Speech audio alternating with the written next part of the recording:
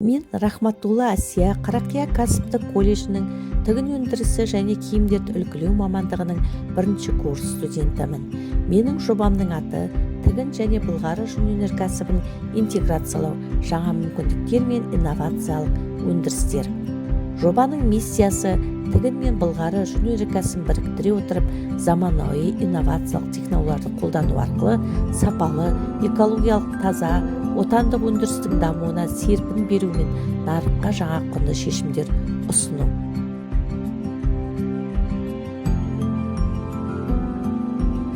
Жобамның нысанды көрсеткіштерін айта кететін болсам, жобаға 50 қатысушының тартылуы, үш оқу тәжірибелік семинар өткізу, қатысушылар қанағаттану деңгейі кемінде 85%, жоба тапсырмасының 100% уақытында орындалуы.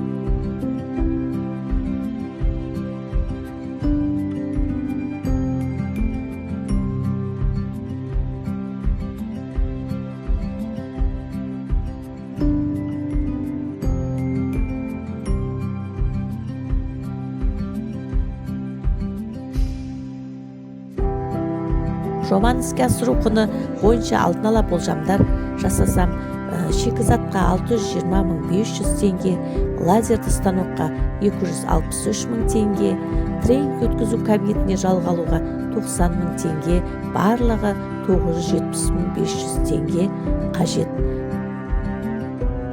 Тігін және былғары жүн өнеркәсібін интеграциялау еліміздің жеңіл өнеркәсібін кешенді жаңғыртудың маңызды бағыты. Бұл екі саланың үйлесімді дамуы, жоғары сапалы отандық өнім шығаруға, жаңа технологияларды енгізуге, өндірісті оңтайландыруға және экономиканы әртараптандыру елеулі үлес қосады. Интеграцияланған жүйе Қазақстанның халықаралық нарықтағы бәсекеге қабілеттілігін арттыруға мүмкіндік береді.